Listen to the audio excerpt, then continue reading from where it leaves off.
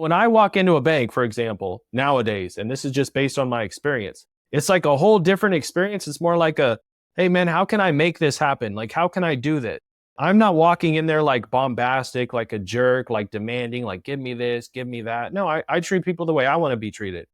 How do I raise this 200K business lines of credit? How do I do this? How do I do that? Okay, well, you need to have 800K in gross income for that year. Well, I can put that together. And once you get that checklist, man, you walk in there demanding your financing and you're going to get it.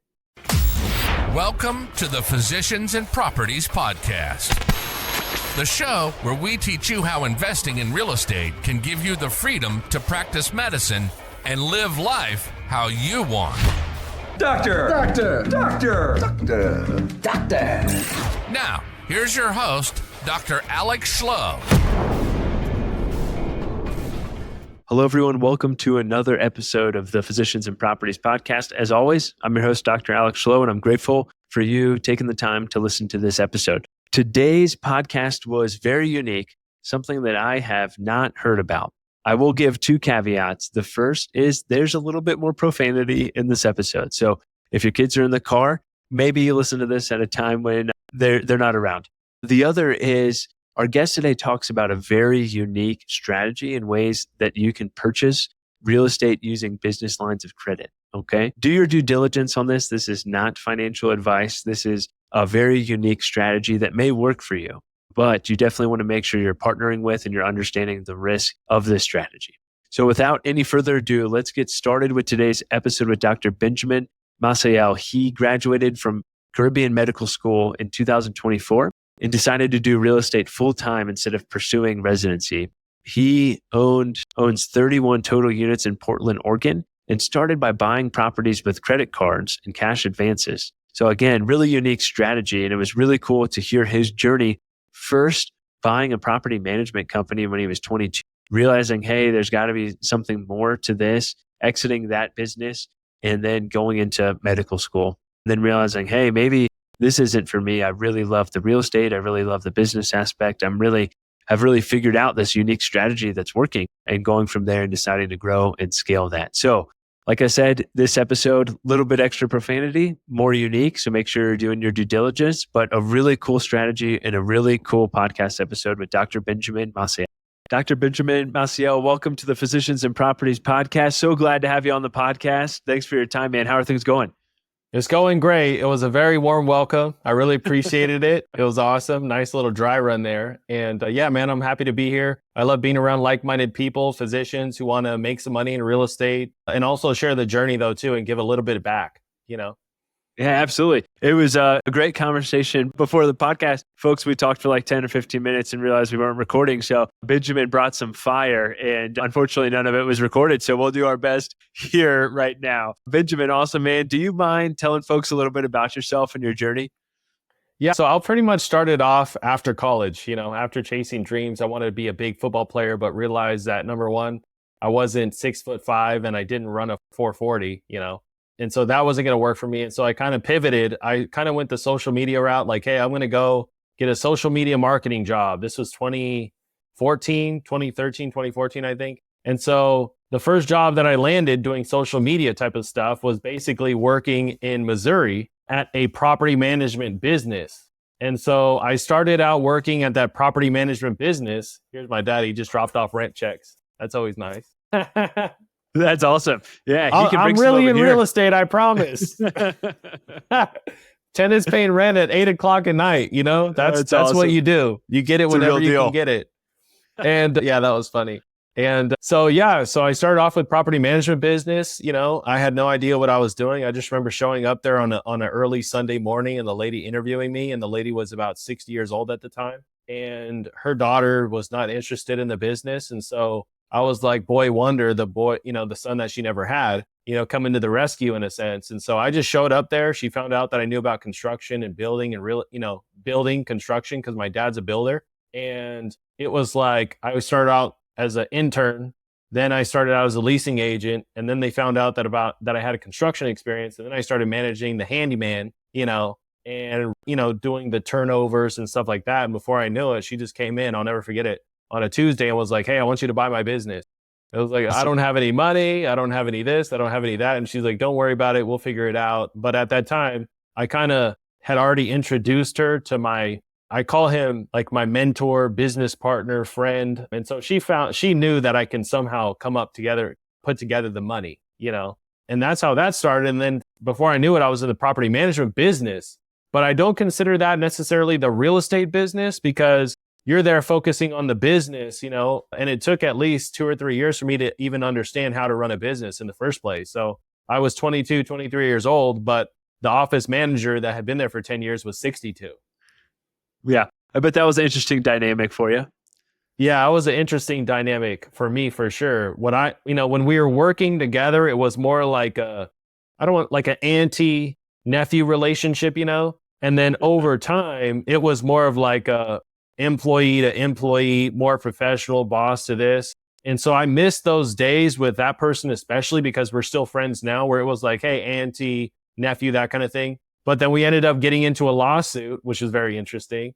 And so then all of a sudden your auntie's there on the stand, like testifying against you and like, facts and stuff like that. And so that was kind of like a thickening the skin type of situation on the entrepreneurial journey, and it was like, hey, okay, at the end of the day, this is a business. These are employees, in this aspect, you kind of have to separate it. Like, yeah, she's your auntie. You really appreciate her when you guys were working and first getting started, you appreciate that relationship. But then once it comes to the business corporation level, it's like a completely different relationship, and it just makes you respect the game, if that makes sense.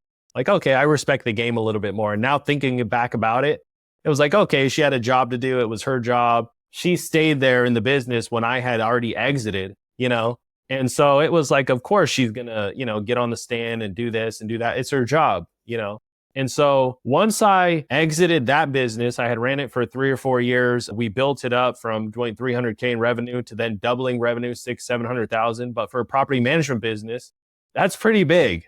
Yeah, it's huge. The margins on property management businesses are great. And so I was talking to a friend the other day, I actually met him through Instagram, and he wants to talk about investing in the Midwest and investing out of state. And I told him, I said, if you want to do that, it's my opinion, I would first and foremost look around for a property management business to purchase first. And then I would go out and start looking at property and projects, et cetera, And so, yeah, that was my experience in terms of my first access to real estate. And at that time, I bought a fourplex. Then I bought a duplex. My fourplex got robbed. And so literally that neck, I kid you not, I still can't explain it to this day how I pulled that thing off. My fourplex got robbed. That night, I had already put together a lease option deal, my first lease option deal. And I didn't even know it was actually called a lease option. All I said was, hey, I don't have the money now, but in 6 months, I swear I'm going to buy this property from you. And right now, though, from right now, this 6 months to the next 6 months, I'm going to pay you $675 a month, but just take the $675 off the sales price. And dude, it was like on a 1-page letter of intent type of deal, probably couldn't even enforce it. And yeah, man, I pulled it off. And so I got us out of that little fourplex that we got broken into. And so I ran the business, long story short, and I wasn't really diving deep into real estate though. Now, once I got the business up and running, my last year, that's when I started listening to this podcast. And you guys can listen to him. He's great. He's awesome. His name's Vincent Polisi. So you guys can look into him. But he started teaching me like through the books, and I met him on Facebook and all that kind of stuff, phone calls, bought his stuff. But he started teaching me about like creative financing and why you never want to have equity in properties and lawsuits and bankruptcy laws and all I would say I don't want to say the dark side of real estate, but like the third and fourth level of real estate, like, hey, instead of buying 1 property a year, why don't you buy 10? And this is how you do it. This is how you set it up. And so when I was that last year of living in the Midwest, that's when I went from like 2 or 3 properties to then owning or controlling, which is a big thing that people don't know. You don't have to own a property. You can control properties. So I went from owning probably 2 or 3 properties to then controlling like almost 20 units. Yeah, which is really funny because somewhere in like divorce paperwork, I'm going through divorce right now, the attorney somewhere somehow found out a paper from like 6 or 7 years ago. And they're like, you own these properties and you lied to us in court and all this kind of stuff. And it was like, listen, I didn't own the properties and you have no room to explain, if that makes sense. And so it's like, I didn't own them at the time. I controlled them. I did a lease off. You want to say all this stuff, but you can't like explain in great detail, if that makes sense. So anyway, after that last year, I was getting ready to exit the business. And it was like, let me look around for things that I'm very interested in, very interested in. Like I was 26, 27 at the time. I think I was 26 at that time. And it was like, let me try this, let me try that, let me try this. But it was like, man, that kind of seems like kind of low, like if I'm going to do it, I want to do it big, I want to do something bigger. And so my wife at the time, she basically was like, hey, why don't you try and be an anesthesiologist? I think you'd make a good anesthesiologist. And so eventually I ended up going to Shadow. And on the first day, I saw them administer anesthesia. And then I saw the patient interaction, and I was hooked. And I was like, okay, how the heck do I do this? I was already locked in on it. And then I remember running payroll for my small business, right? And, in payroll, it's like, hey, if you're paying somebody $25 an hour, you have to bill out at least 50, to make margins, that kind of thing. And so I remember leaving my office for that morning and then walking into this hospital that all of a sudden had a big ass cafeteria, that all of a sudden had all of these employees and all of this massive extra stuff. And I'm like, oh, there's money here for sure.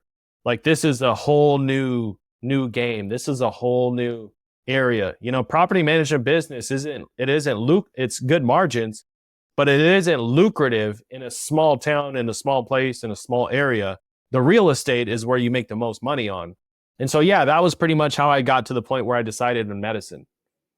Yeah, man, that's awesome. What a cool and crazy journey, but that's awesome. Yeah, property management, that's a tough business to be in. You definitely, you got your hands dirty and you learned a lot, I'm sure. And it probably honestly helped you in med school too, be able to translate some of those skills, managing people, dealing with difficult folks, those sorts of things. I'm sure it was really helpful for you in med school as well. And probably some stressful times that prepared you for the stress of med school. So that's awesome. These last 10 years, I would say from the point where I was 22 or 23, my whole life has been high performance, high stress, just buying a business right away, then going into medical school. And then, now it's always been that. And so people are like, well, you never stop. Your mind is always going, because I've mentally trained. I've put myself in situations where it was like, you got to do this or else, right. And at the time it was like, hey, I owed people, $300,000-$400,000. And so it was like, that was like the I want to say like that gun to your head type of moment, like where you better perform, because I always want to pay my debts. I don't want to put myself in a position ever, whether it's a bank, contract, or anybody, where somebody's coming to my house and knocking on my door saying that I owe them money in a sense, know? And so basically the hard part about medical school, the hardest part was going from 7, 8 employees, 15 employees at a time, that kind of thing. Being able to walk in a room, delegate, hey, do this, do that, do this, do that, do this, that. To then all of a sudden, you're in there in a room in a 1-bedroom apartment in the Caribbean, which I went to Caribbean medical school. I chose Caribbean medical school because I remember calling up Portland Community College, because by that time we had moved to Portland Community College, or Portland. And I was like, hey, what do I got to do to be in medical school? They were like 3 years of undergrad or 3 years of prerequisites.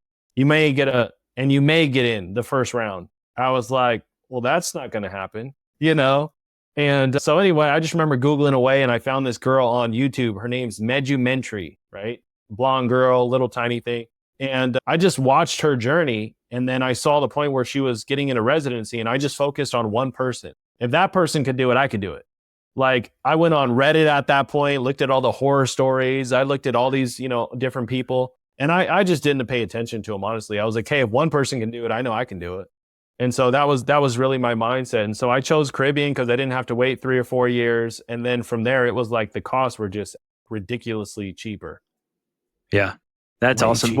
Where were you in the Caribbean? What school did you go to? I was at St. Vincent in the Grenadines. How did you study with those views? Oh, so let me tell you this. This was the funny part. So I get to the Caribbean, right? And I move and I go to this apartment, and it's up at the top of a hill. And I'm like, hey, cool. This is awesome. It doesn't have a view, but it was like $500 a month. You know what I mean? And it was a house, but the way older people retire in the Caribbean specifically is they'll go up into the mountains and they'll build like a 3 or 4 story structure, right? That's basically all cement, but it'll be skeleton, but all the way at the top, the top level will be finished and done, and they'll live in that apartment. And then as they grow older, they'll just build down, right? And so my apartment was like on the 3rd or 4th level up against a hill. And I was there maybe a week that time, right? And so all of a sudden, he's like, oh, we're going to do an addition on this side. No big deal, you know? And I'm like, what do you mean? Like, I got to study, you know? By then, they had already given my first like set of coursework. And I had no background in anatomy, physiology, science, nothing. I legit showed up there with a pad and a pen and a laptop, right? Like legit, nothing. And then all of a sudden I'm learning anatomy and physiology, taking 21, 22 units, right? I told you, man, high stress. So I go and I'm sitting there in my apartment and the guy goes, hey, we're going to start construction right here. We're building a new unit. And I was like, no, you know, I got to work and I got to study all this stuff. And then he's like, oh, no big deal. We're just going to come and put plastic all over all of your stuff. And the guy was actually going to take down my whole wall on my apartment. And he was expecting me to stay there. So I was like, dude, no, like, no way. And at that time, I hadn't given him my deposit yet because I was trying to convert it into Caribbean dollars, you know? And so I was like, hey, man, I'm going to leave. I'm going to go find another place. And then I found a place with a friend, beachfront apartment. I'll make a post on Instagram here in a little while for you guys so you guys can actually go back and see the view. But beachfront apartment, $500, all utilities included. And it was just awesome. But to answer your question, how I studied there with the view, that was pretty much when I started learning how my test strategies were and how I learned. And I learned through drawing things out. I can't tell you guys his name, but when I was in the Caribbean, I was not focused on Caribbean medical students because a lot of us, you know, we didn't make it obviously. And I knew that in general, but I was focused on people that were going to Harvard, you know, Mount Sinai. Like I was focused on people that were out of the US. And so I would watch their vlogs. That was like when vlogging first came out, you know, I think it was like 2020, 2021, where a lot of people were at home and they were just doing a lot of vlogging. And so I just remember Dr. Grid, something GR, big long Indian name from Harvard. And so I started watching and learning how he learned. And I was just drawing out the system. I was drawing out pathways. I was drawing things out to just draw them. And it just registered, you know, it just really, really clicked. And so I just found out my test strategy, but also I learned that basically if I wake up at 3:45, 3:30, 3:45 in the morning, from 3:45 to like 7 or 8, that's my peak time. That's like the time when mentally I am just on it, you know, and there's no distractions. And so to answer your question, that's really how I was able to do it, just studying really stupid early and ignoring a lot of the extra stuff. Now, the weekends were fun. The weekends were a lot of fun, you know. You would take a catamaran and you'd go to Beckway, or you would do, you know, there was always things to do. And then you start making some friendships with locals, et cetera. So there's always some fun stuff to do. But, you know, you got to stay focused at the same time. That's awesome, man. How did med school go for you? How was that process, and how was the real estate business and so forth while you were there? Yeah, so let me tell you this. So I was over there on the island, and then COVID happened, right? Now, when I was in medical school, I started getting buff and in shape again. And so what ended up happening was I tore my rotator cuff, the part of my rotator cuff that attaches to my pec. And so I had to be back in surgery. So I flew back home to be with my wife in surgery. And literally 2 weeks later, that's when they shut everything down for COVID. Yeah, that was. And so I like to, yeah, it was. And I feel like I had two medical school experiences when it came to medical school. I had the first like traditional, being a medical student, living in the Caribbean, flying back every couple of months to, you know, visit my wife at the time and all that kind of stuff. And then the COVID time where I was just sitting there in the lab, and on a flight, I kid you not, on a flight from the Caribbean to Portland, I had a layover in Toronto, Canada. And my friend at the time, he said, and his name was Tamid, and I love him still to this day.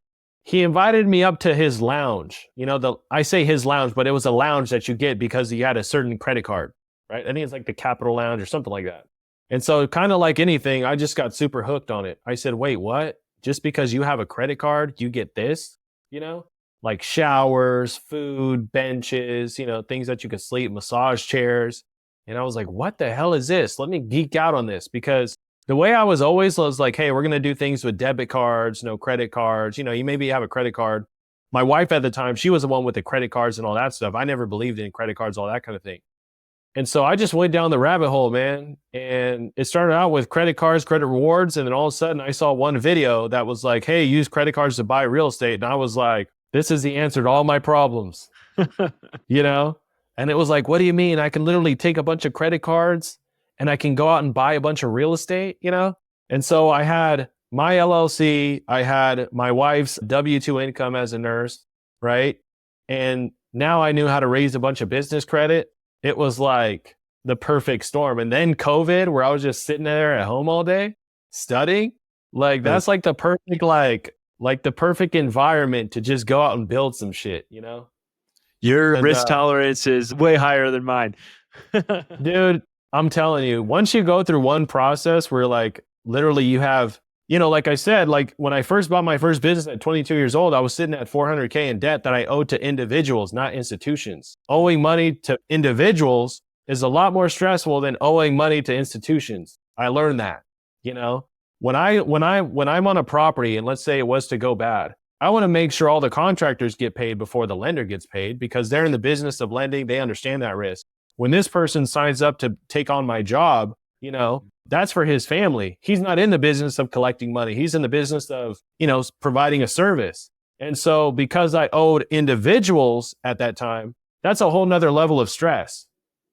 It's a good way to look at it. Yeah. Yeah, for sure. Yeah. And so it's like, okay, what do you mean? I'm going to take out this $20,000 credit card, use it as a down payment on a 3.5% FHA loan or a 5% down FHA loan that we're buying in my wife's name, or things like that nature, like what I realized too, and this is in Vincent Polisi's podcast. And I think I mentioned that when we were first talking, or maybe I mentioned it now. Yeah. You mentioned it now. Yep. Yeah. So Vincent Polisi, a lot of his, the structuring and things like that in real estate. And then later on, I connected with Sharif Medawar.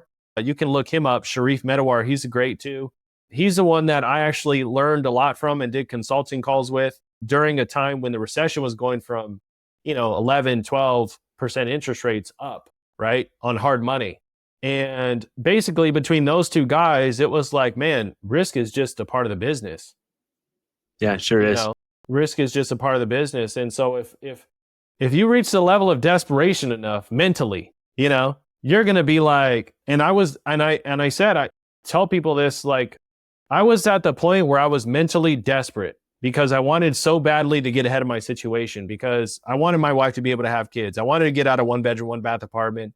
I wanted to be 4 different people or 5 different people at one time. I wanted to be a medical student making doctor money, and that was doing medical school different than everybody else.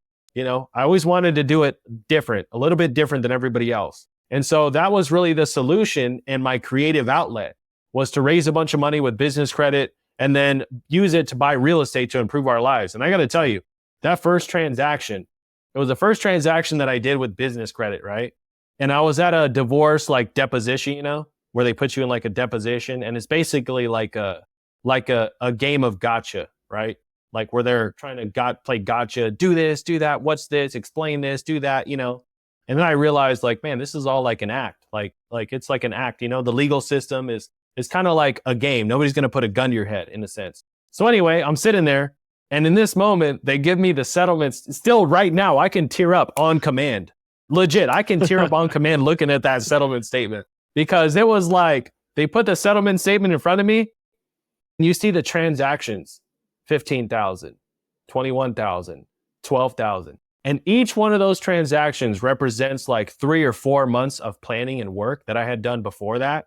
Sleepless nights, waiting for that money to hit, waiting for that money to hit. And then once it actually hit, from the balance transfers to the hard money lender account, etc. And then once that transaction hit, within that next week, seeing my parents come and look at the property, they were like, holy shit, you bought this? Like, you bought this fourplex? It's almost $800,000. You bought this? And then seeing my wife come through with our brand new, I bought a Dodge Ram Limited and business credit, because then I started finding out about business credit and all that stuff. So we were driving like a brand new Dodge Ram. And that morning I was studying too. I woke up super early to study. And then in the afternoon I went over there. Dude, it was like I can't explain it other than it was like a dream, you know? And I just remember pulling my daughter out, you know, my daughter at the time, we just had a daughter. And it was like a surreal moment, you know? It was like, holy shit, all of this because I just went out and raised a bunch of money. Yeah, that's wild. With credit cards during medical school, yeah. You know, while I'm becoming a doctor.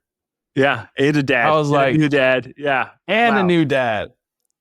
Well, that was a lot of the stress relief too, you know, making babies. What was next for you after that first deal? So after that first deal, I just started piling them on. I just got on the roller coaster. That was a time when interest rates were like, 3 or 4? And so in that span, I think we bought 8 or 9 properties totaling 30, 31 units. And then obviously with the interest rates slowing us down, right? You know, when the interest rates started kicking up and slowing us down, that's when everything was like, whoop. You know, I just stopped cold turkey. But the thing that really screwed us was not only the interest rates going up, right? But also then my wife went down to part-time. So a lot of our loose unsecured debt, well, I had to put together a roller coaster, like a train, so to speak, of balance transfers, because then at that point, you know, on paper, you're making $12,000 a month or $10,000 a month. So now working part-time, you're only making $6,000. Well, then it messes up your debt to income ratio. So then I'm sitting there as a man looking at my wife and being like, well, I'm not going to make you go back to working full time. Like, how are you going to do that? You know? Yeah. And that by that time I already had my son, Ezra. And so it was like, I'm not going to do this. I'm not going to do that. What I'm going to do is I'm just going to figure out a plan to get us a bridge, right? And my bridge was like, hey, survive to 25. That was in my mind. I saw that online where some guy said, survive to 95. And in my mind, I copied that. And I was like, hey, if I can just survive to 25, I'll be out of medical school, right? I'll be ready to rock and roll towards the end of June. June 2024 is when I finished medical school. And so mentally, I was like, as soon as June comes, I'm going to get back on the train again. I'm going to go start flipping. I'm going to go start raising money, start a consulting business, do more of the social media consulting type of stuff at that point, you know? And which then, you know, the divorce and all that stuff started. But that was really the transition was, I would say, interest rates rising and then not being able to refinance a lot of the unsecured debt. So now we're at a spot where we're pretty much holding a lot of, and I'm being very vulnerable. I'm not here to hide details or information from anybody. But now we're at a point where we're carrying this debt and basically a lot of the rental income now is going to servicing that debt. And so all we have to do now is get to the point where we can like move around debt, refinance, you know, rebuild in a sense. And it kind of goes in those waves, right? But now it's at the point where like, I know the game. So now it's like, it's only a matter of me of being free, getting back on the bike, so to speak, and just turning on the engines. And I'm like, okay, I can move this, do that, bounce here, bounce there, create these types of transactions. But in terms of real estate, I just can't think of any other business, man, where you're just sitting there from your phone and you put together a team. And I wanted to really help a lot of new people. So I put together some notes here this afternoon about different positions, you know, like a different game plan, how to go from being a busy medical student to then all of a sudden being able to buy properties during residencies as you're moving around rotations. Yeah, that'd be really helpful. I wanted to hit one thing real quick before you did that. So graduated med school in 24. Was there any thought to like, hey, I'm going to go to residency now? Or are you just like, hey, I see the light in real estate. I'm loving this. Let me just get after it from a real estate perspective. Honestly, no. I'm mentally, I was in a counseling session the other day or whatever it was. And then one guy said that he quietly quit. And it just kind of stuck with me, you know, where it's like, whoa, what do you mean quietly quit, you know? And so mentally at that point, both the problems in my marriage, I would say more so, made me quietly quit, where it was like, okay, if I keep growing in real estate, like basically I'm going to lose half of it anyway. So it kind of got that like spiral where it was like, hey, I was super embarrassed, but the motivation and the inspiration that got me to this level, which primarily came from my wife and my family, you know, that family dynamic, where it kind of just like leveled out, you know, and I was like out of that Eden moment, you know, I call it my coming out of the Garden of Eden moment, where it was like, oh shit, this is the world. Like this is a new reality for me, you know? And so I just kind of quietly quit the real estate business and I just kind of coasted by, so to speak. But I mentally just shut down in terms of real estate and medicine. I just remember sitting there for studying for step 2-3 nights before it. And I was already checked out. Like I was not in the game. You know what I mean? And it was because like, and I hate to say this honestly, and a lot of people you may watch this and you're like, man, This guy's living in an alternate reality, kind of appears to be delusional. But when you're on the phone one day, and I shit you not, this is a situation. When you're on the phone one day and you walk into the bank with your checklist and you know that you have every single T dotted and every single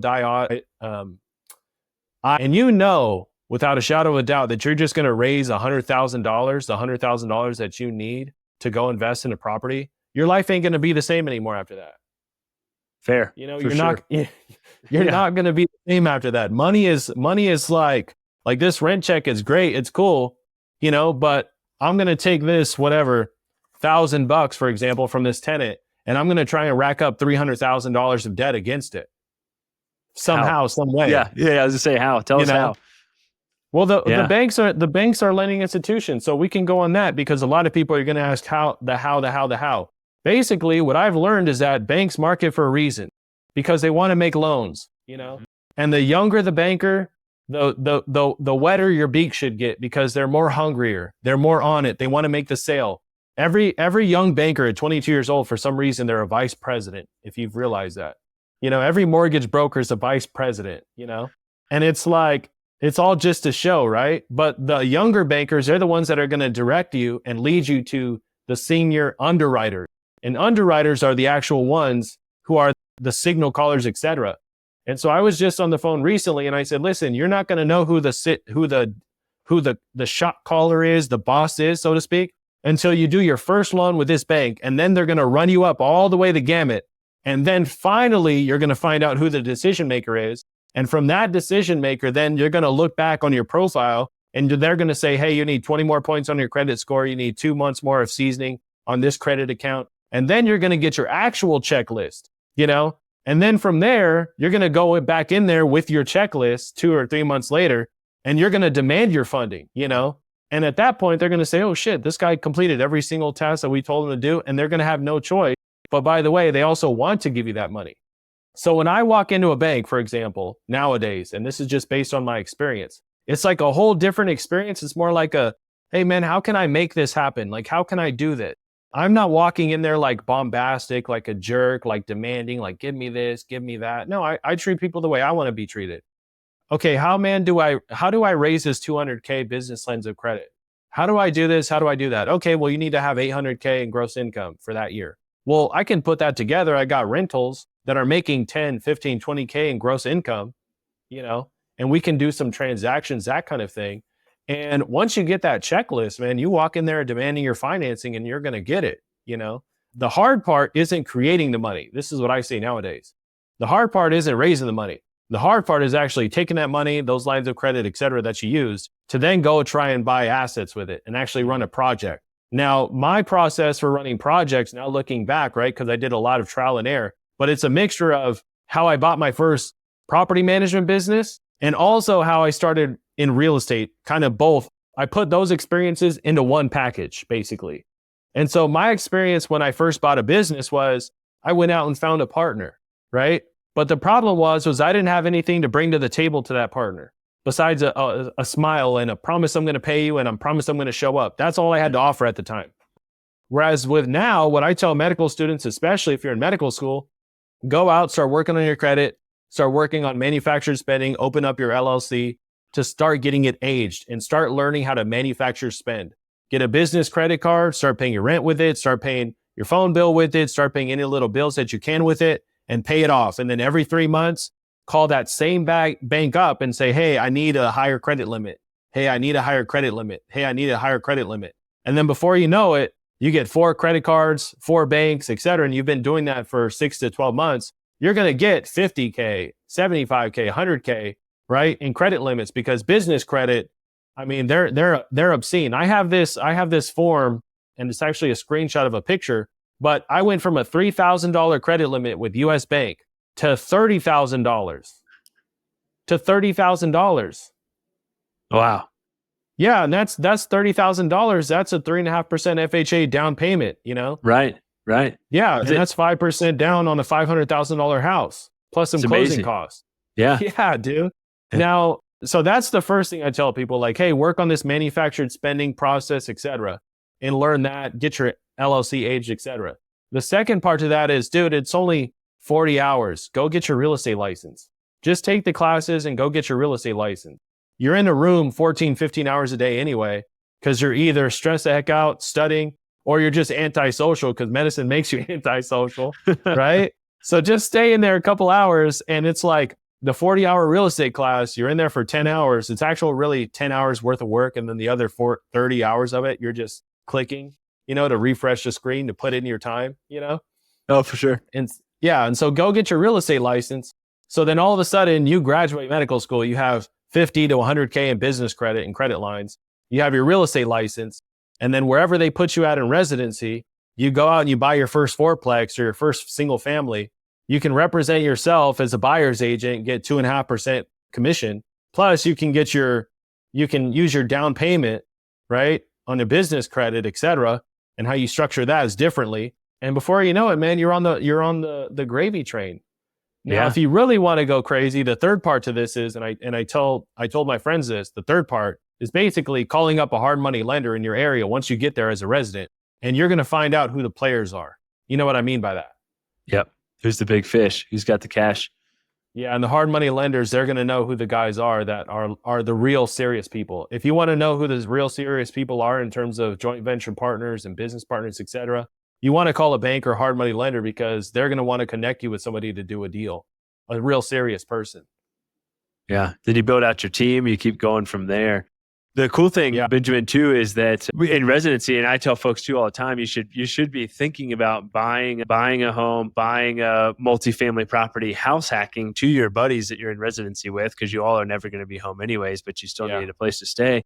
Then you're cash flowing on that deal, and you can just continue to stack, like you're saying. So that's really cool. Yeah, man. The one thing too, and I was going to make a video on breaking down extenuating circumstances when it comes to FHA and conventional guidelines. Basically, you can move into, let's say, Portland, Oregon, right? And you can work at OHS and you can get a 0% down. You can get a FHA, 3.5% down, 5% down, whatever it is. But because of extenuating circumstances, if you have to move greater than 50 miles away, then you qualify for another FHA or another conventional loan. And so there's ways that you can just start stacking properties. It's crazy, if you really start looking at the guidelines, et cetera. And as a resident, I'm just familiar with OHSU because that was the program that I wanted to apply to the most at the time when I was actually interested in residency and finishing on, I was determined to be a physician until I wasn't, if that makes sense. But it was like just reading through the fine print. Nobody wants to do the extra work. And so the reason why I say nowadays it feels like I'm in finance is because now I'm pulling up all the guidelines on mortgages and lending requirements and all these different things and working backwards. Okay, what does the bank want first before I go out and hit the pavement looking at deals? A lot of people, they say, go out and buy a rehab house, sober living, rehab houses, et cetera. It's great. But the problem with that is basically, essentially, they're still going to give you appraisals at market rent. So even though your house may rent to a rehab sober living for $8,000 or $9,000 a month, the problem with it is the appraisal is only going to be set at $4,000 or $5,000, let's say, because that's the market rent, right? So what ends up happening is you have to kind of layer it. You have to get third parties involved. You have to get business partners involved, and you just have to cooperate more so to make sure the structure's right. So you can please the bank, with their initial appraisal. So you can say, I'm just telling you in general, okay, these are topics. These are concepts. I'm not really doing them. You know what I mean? So anyway, you can go out and get a house. Let's say that's, $3,000 a month on market rent. And you can have a third party rent that house for $3,500 a month, right? A business partner, et cetera. And then you can use that $3,500 and they'll say, it's pretty close to market rent.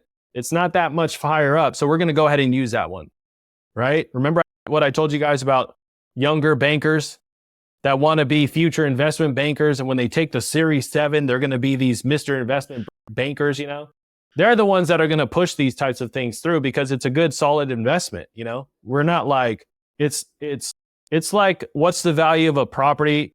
Is it the appraised value or is it the replacement value or is it whatever somebody's going to buy from it? At the end of the day, the bank has the appraisals, the bank has the information, and they make the call, if that makes sense. And so you can have a $3,500 rent on the first layer, and then the second layer, then that's when you can have your, actual lease to the, to the original party who wanted to do the deal and actually run the sober living, et cetera. That's cool, man. Yeah, that's That's a unique way to stack things up to make it look more favorable for the bank who's ultimately making the decision. And I think you bring up a good point too of kind of having your financial house in order, like figuring out, hey, what does the bank need before I go out and find the deal? So you're not racing backwards trying to figure out like, hey, I found this great deal. Now I have to figure out how to fund it and down my due diligence time and all these other things. So yeah, that's important to think about going forward. What's something you're passionate about that you're working on right now? Right now, honestly. So just going through the court process and the legal process and all the shit that I've had to deal with these last 6 months, I've been exposed to a lot more, I would say, government funded type of housing, like sober living, rehab housing, things of that nature. I've seen somebody, I shit you not, when they were in a secluded area on treatment, totally engaged, and then I saw the same person at a gas station, at Arco gas station in North Plains, and it was like a night and day person. One person's in there with me talking about God and, the Bible and very active and very like one like this. And then the next minute, it's like talking to a ghost, I'm like, wow, there's a serious need for sober living. There's a serious need for people to get off the street and get in a house, get in a controlled environment. Not everybody can handle freedom, And so taking just, I would say, my passion for healthcare, so to speak, and just kind of redirecting it to real estate and finance and, also solving a big need. I would say that's more so of the area that I'm going in. But if you're talking like, what's my end goal in this? My end goal in this is to buy, God willing, 10, 15, 20 acres within the next 5 to 6 years, set up a place where people can go on Sabbath days and Saturdays and hang out and enjoy life, kind of live in an alternate reality for a little bit, and get out in the woods somewhere. And then, of course, just manage, maintain rentals, do business deals. Eventually, what I want to do once this next phase, which is the real estate building wealth phase, the next 5 to 10 years for me. Then from that phase, I want to go on like a corporate run with my kids once they turn like 18 or 19 years old, Nice. That's awesome, That's kind man. of the general outlook. Yeah, you got things figured out.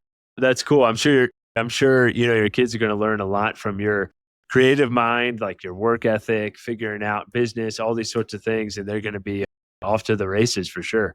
Oh yeah, and their mom's an extremely hard worker too. Yeah. So they're going to get it from both sides. She was like a softball athlete. She was very like successful in her own right. She became a nurse. She worked in the CVOR, got her like CVOR license or certificate or something like that. So they're going to get it from both sides. But I think for me, they're going to get more so the creative, ambitious side, like, hey, I can actually do all kinds of crazy stuff, That's financially, awesome. And I could just dream a little bit, Yeah. Dream, figure it out, think, not necessarily big picture, but get into the creative side of things to figure out, hey, how can I make this work instead of just like, oh, the bank said no, I'm just going to leave, and figure out, hey, well, how can I make my situation more favorable? How can I get this deal to go through, which is awesome, man. As we're getting closer. Yeah. Go ahead. Just really quickly, because I think this is going to benefit a lot of people. What I've realized too is you're not going to know unless you actually submit the paperwork and talk to an actual banker. You're not going to go until you have a property under contract. And so one thing that helps people, if you're like, hey man, how do I buy a property with no money? Contact a banker. They're going to they want to do loans, There's no doc, no income, bank statement types of loans. There are all types of different loan situations and scenarios. And so if you go out and you raise $300,000 worth of business credit, you're going to find somebody out there that's going to give you a loan on a $500,000 house. They're going to say, what? You want to put down $300,000 in business credit in cash? Okay, yeah, I'll carry that note, right? Yeah. Are you working mostly with more like smaller local regional banks, or what would you look for in a bank when you're doing the strategy?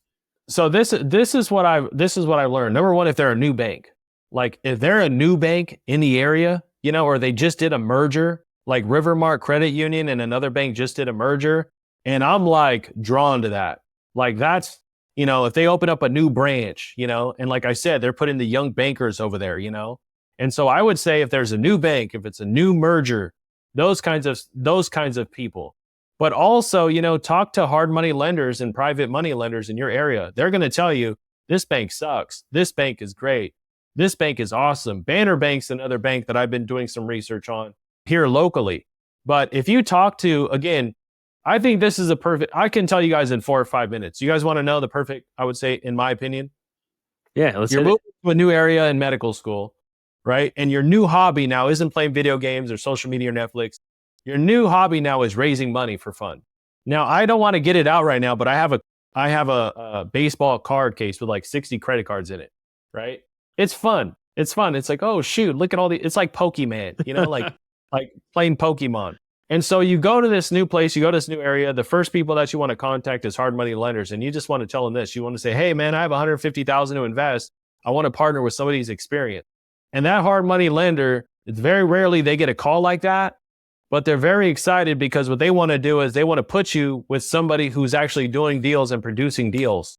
And so then from there, you just simply ask questions, humble yourself a little bit, shut up. Don't be like one of the medical students on rotations that want to tell the physicians about everything they've done in their lives, and you just sit there, humble yourself, just ask questions, be genuine. And then, let's say you find 15, 20 people that they give you names of, right?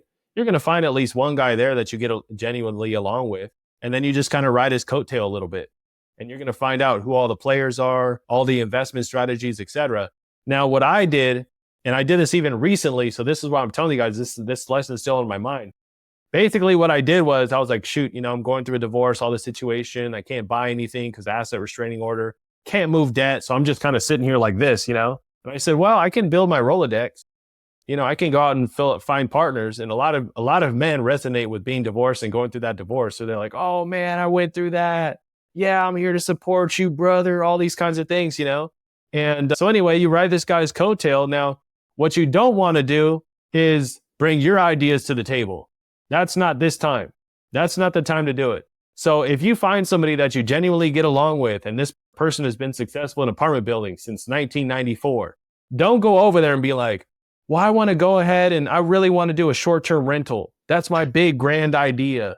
Or, hey, I want to open up a coffee shop and I want to partner with you to open up a coffee shop. No, you're in the apartment business now until you get, really successful. And then from there, then you can start hitting your dreams in a sense. So that would probably be one of the easiest ways, like what do you call it? A shortcut to success? Yeah. Yeah. Does that make logical sense to you? No. Yeah, absolutely. And it all kind of boils down to one, kind of putting yourself out there and being willing to make a phone call or a couple phone calls to the bankers, to the hard money lenders. They might be uncomfortable, but also building those relationships. I mean, real estate is a relationships game, no matter how you look at it. So absolutely, man. That's awesome. Well, if folks want to know more. It gets on. Let me tell you guys this though, because before you even get to that point, we're like, let me pick up the phone and all this kind of stuff, right? Mm-hmm. Dude, I can't tell you how desperate I had to be to pick up that phone and how you're like this. I remember when I was in my 1-bedroom, 1-bath apartment where I was like, holy crap, I was inundated with all this information about business credit and all that stuff. And I was really desperate. But then when it came to picking up this phone and start making shit happen, it got really really this. And so that's normal. That's very, very normal. So just so you guys know that before you do what I just told you and play it back 5-10 times, just know that when you look at that phone, you're going to be like this. Yeah, it's about to get real. It's about to get real. And that's a good thing. Yeah, that's awesome. Yeah, I mean, sometimes, that moment when you're getting called to action, you can either step into that or you can run away. And that call to adventure, that call to action, it's important to answer the call and get after it. So super cool, man. Ben, I know you have some ways that folks can reach out to you if they want to know more, they want to learn about what you're doing. What are some good ways folks can reach out to you if they want to learn more? The best way to reach out to me, honestly, right now is either through my website, benjaminmaciel.com, or on Instagram, benjaminmaciel_MD. Those are the best ways to reach out to me. Now, if you guys have like basic, simple questions where you just want to talk and text, I'm working on something right now where it's like $37 a month and it's unlimited talking. It's unlimited texting to get your first deal. But if you want like one-on-one talking and Zoom, stuff like that, it's like, okay, we'll set up a call. We'll do $250. I'll walk you through raising your first 100 credit. And then we can talk and text, or we can text the rest of the way until you get that first, I would say, deal done. But my long game in this is actually to start raising up, 10, 15, 20 MDs where we get partners and we can start bouncing credit, bouncing deals, start moving, start making transactions, et cetera, maybe buy a hospital in the future. So it's a long game, That's awesome, man. Go back by the hospital that you were in where you were like, hey, this is where the money is, where the anesthesiologist was. So maybe take it full circle. That's awesome, man. Sure. Well, Benjamin, thank you so much for your time. Thanks for coming on the Physicians and Properties podcast. I definitely learned a lot. Going to be reaching out to you, learn more about this strategy because it's not something that I've heard or been familiar with. So really cool. Yeah, man, a lot of prayer, a lot of fasting these last 6 months and a lot of reflection just kind of to put together things, and I feel like it's all coming full circle in a sense where now it's like a matter of time before I can kind of get off the leash and so to speak and start hitting it. But I can't tell you guys enough that healthy physicians are not only healthy physically, but also in other areas of life. And don't discount what creativity and life outside of medicine does. That was my outlet. When I was sitting there in my 1-bedroom apartment, like this was the creative outlet that I needed. That was productive. It wasn't just sitting there sketching, drawing pictures. It was like creating money, going out and buying real estate and meeting new people. And I just want to tell you, man, this is probably one of the most coolest podcasts that I've been a part of. I appreciate you letting me just take the time to talk and kind of explain little different details. And we definitely got to do this again. We definitely got to do it again. Absolutely, man. Yeah. Well, hey, thanks for reaching out. Thanks for coming on the podcast. And I'm excited to see where things go next, man. You're moving fast. So good luck with everything coming up. If I can help out in any way, just let me know. 100%. Bless you guys. Thank you guys for watching. Awesome, man. Thanks for your time. Have a good night. Hey, real quick, if you're still listening to this, I'm assuming you got value from it. So I need your help specifically. My 2-year vision with this podcast is to help 100,000 physicians learn how investing in real estate can give you the freedom to practice medicine and live life how you want. There are 2 main ways that a podcast grows. One is through ratings and reviews, and the other is word of mouth. If you can please leave me a 5-star rating and review on Apple Podcasts and Spotify, as well as send this to 1 to 2 friends that you think would get value from it, we can reach the physicians that we want to reach. Thanks in advance, and talk to you on the next episode. Please note that the information shared on this podcast is for informational purposes only and should not be considered financial or medical advice. The views expressed on this podcast are those of the host and the guest and do not necessarily reflect the views of the Department of Defense or the United States Air Force.